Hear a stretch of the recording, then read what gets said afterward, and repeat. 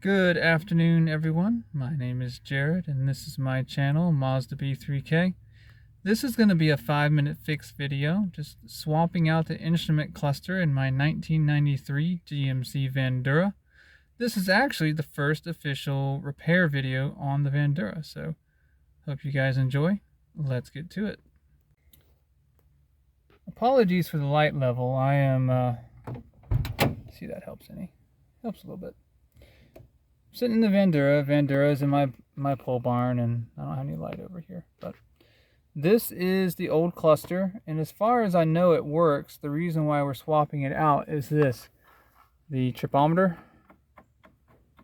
does not work. And I have actually checked something like 5 clusters of this era of GMC, because they put it in the vans, the trucks, they put it in a lot of stuff. In the Chevys, same deal. All the tripometers are either busted or I don't know how to use them right. One of the two. So what I did is I grabbed a cluster out of a 95.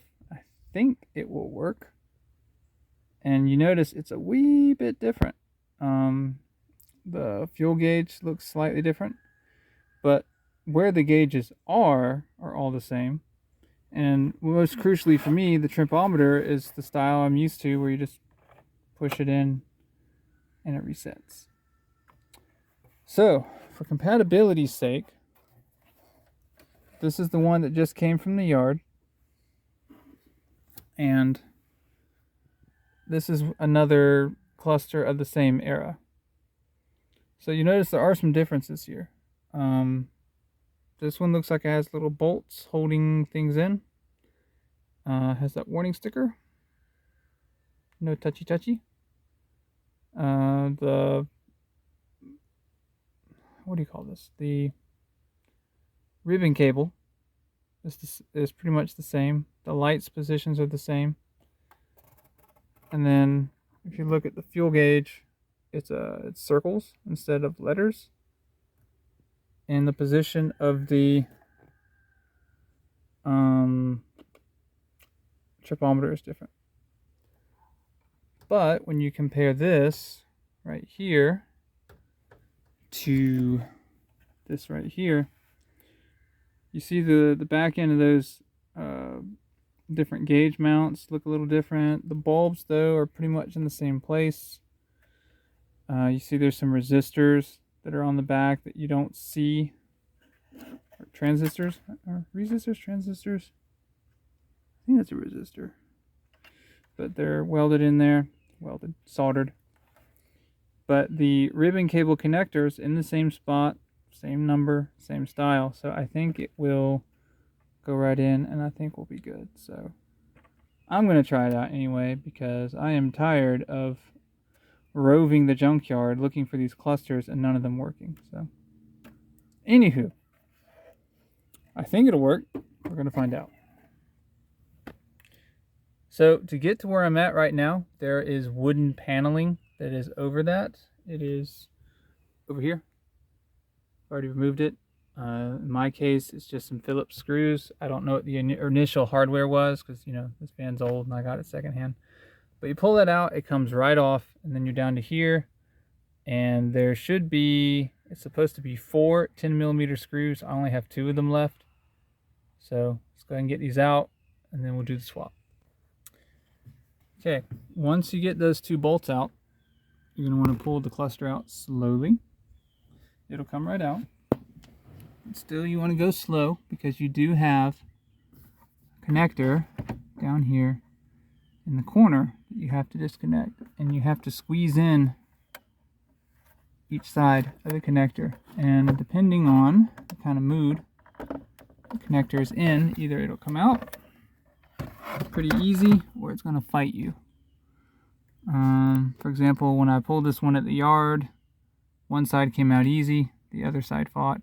I need 2 hands to do this, but you're going to squeeze this plastic right here, because there's a hook that's underneath that you can't see right now. You squeeze that in to get the hook clear. It'll come right up. You may have to use a screwdriver to help you, like a flat blade. So let me get this out. I'll bring you back. Well, have you ever wondered what's behind your cluster looks like? Now you know. Here is the connector in question, and it should, in theory, just snap right in to our replacement gauge.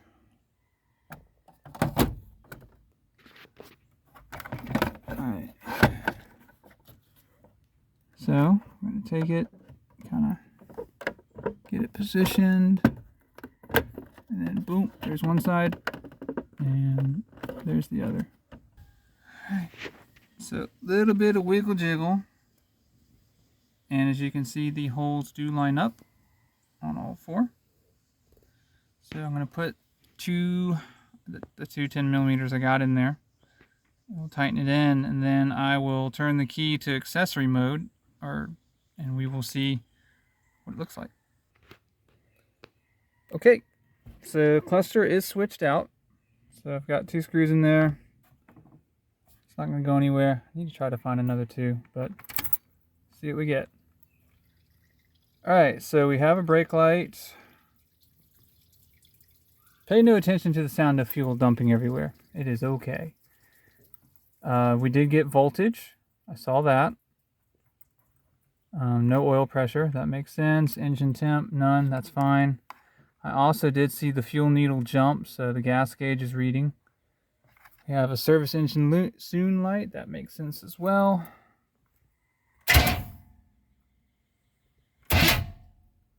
Oh wow, that's actually spinning. Okay. So I would say, yeah, this will work. I think on paper, when you look at it, it says 95s are not compatible. That's what this came from, was a 1995, but it appears to be working. I'll know more once I actually get the engine running, but I like it. I have a tripometer that works now, though the van does not have 272,000 miles on it, but that's okay. Anyway, that's going to do it for this video. Just real quick in and out of the cluster. And if you liked what you saw, leave a comment. Leave something constructive, something we can share our knowledge and build with. If you really liked what you saw, please like, share, and subscribe. And remember, I make the mistakes so you don't have to. I'll see you guys next episode.